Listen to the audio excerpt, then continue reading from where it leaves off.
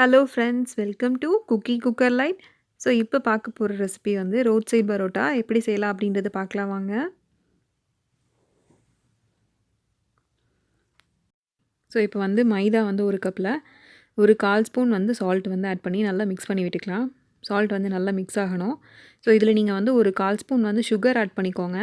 Add பண்ணிங்க அப்படின்னா உங்களுக்கு அந்த பரோட்டா மேலே நல்லா கலர் வந்து வரும். ஸோ இதில் வந்து நான் 2லேருந்து ஒரு 3 டேபிள் ஸ்பூன் வந்து வாட்டர் ஆட் பண்ணி நல்லா மிக்ஸ் பண்ணிக்கிறேன்.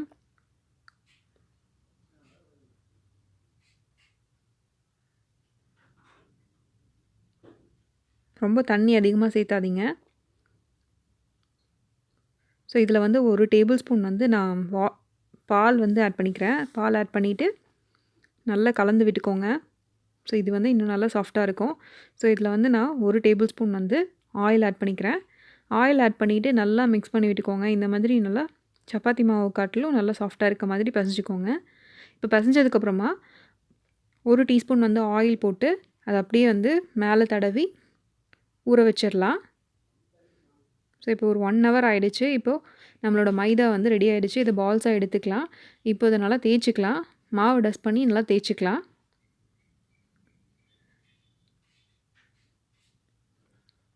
நல்லா நைஸாக தேய்ச்சிக்கோங்க. மாவு இல்லை அப்படின்னா ஆயில் அதை போட்டு நல்லா தேய்ச்சிக்கலாம். ஸோ மைதாங்கிறதுனால உங்களுக்கு நல்லா நைஸாக தேய்க்கிறதுக்கு வரும்.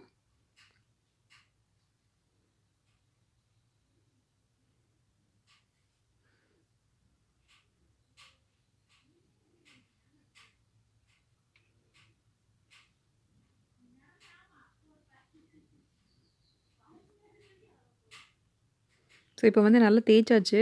ஸோ இந்த சைட்ஸ்லலாம் நல்லா இழுத்து விட்டுக்கோங்க, கார்னர்லலாம். ஸோ இப்போ வந்து நல்லா தேய்ச்சாச்சு. ஸோ இது அப்படியே வந்து ரோல் பண்ணிடலாம். ரோல் பண்ணி நல்லா ப்ரெஸ் பண்ணிக்கோங்க. இதுக்கு மேலே கொஞ்சம் ஆயில் போட்டு அப்படியே எடுத்து வச்சிடலாம். இதே மாதிரி எல்லா உருண்டையும் வந்து தேய்ச்சிக்கலாம்.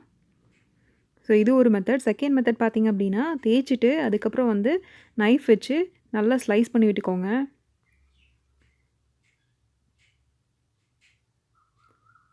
இது வந்து நல்லா உங்களுக்கு லேயர் லேயராக இருக்க மாதிரி நல்லாயிருக்கும்.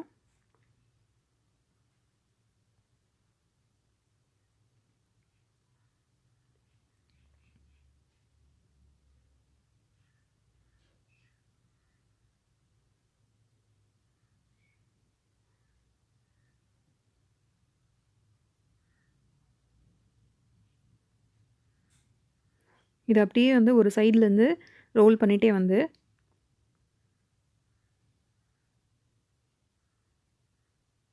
எல்லாத்தையும் ஒன்றா சேர்த்திக்கோங்க. சேர்த்திட்டு அதுக்கப்புறமா அப்படியே கொஞ்சம் இழுத்து விட்டுக்கோங்க.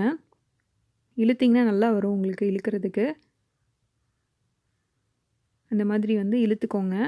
இழுத்துட்டு அதுக்கப்புறமா வந்து ரவுண்ட் ஷேப் பண்ணிக்கோங்க.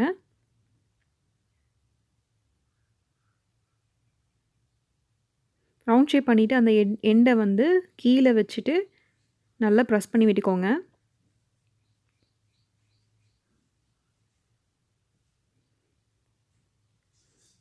ப்ரெஸ் பண்ணிவிட்டு இதுக்கு மேலே வந்து ஒரு ஸ்பூன் ஆயில் போட்டு எடுத்து வச்சுக்கலாம். ஸோ இந்த மாதிரி வந்து எல்லா பால்ஸும் ரெடி பண்ணிவிட்டு அதுக்கப்புறம் அதை வந்து தேய்ச்சிக்கலாம். ஆயில் போட்டு தேய்ச்சிக்கோங்க. அப்படி இல்லை ஒட்டுற மாதிரி இருக்குது அப்படின்னா வந்து மாவை டஸ்ட் பண்ணிக்கோங்க. மாவை டஸ்ட் பண்ணிவிட்டு அதை வந்து தேய்ச்சிக்கோங்க.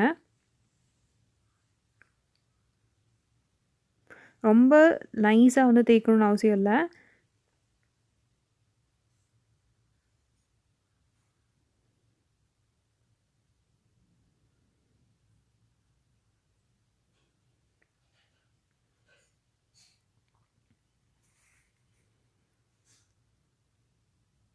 ஸோ இந்த மாதிரி வந்து தேய்ச்சி எடுத்துக்கலாம்.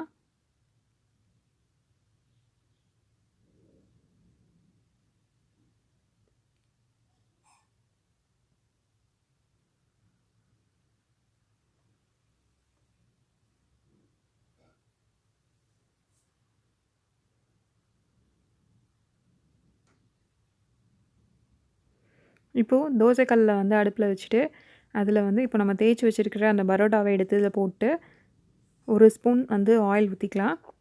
ஒரு சைடு குக் ஆனதும் இன்னொரு சைடு திருப்பி போட்டுக்கலாம். 2 சைட்லேயும் வந்து நல்ல கலர் வந்து சேஞ்ச் ஆகும். இதில் வந்து நீங்கள் சுகர் ஆட் பண்ணியிருந்தீங்க அப்படின்னா உங்களுக்கு மேலே பார்த்தீங்கன்னா நல்ல ப்ரௌன் கலரில் வரும்.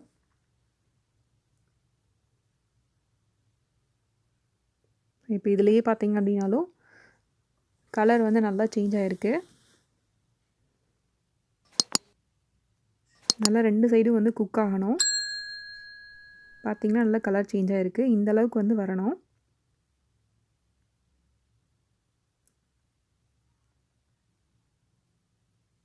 ஸோ இப்போ வந்து எடுத்துடலாம். இதே மாதிரி எல்லாத்தையும் போட்டு எடுத்துடலாம். இப்போ எல்லாமே ரெடி ஆயிடுச்சு. சூடாக இருக்கும்போதே இதை நல்லா தட்டிக்கலாம். அப்போ தான் லேயர் வந்து வரும்.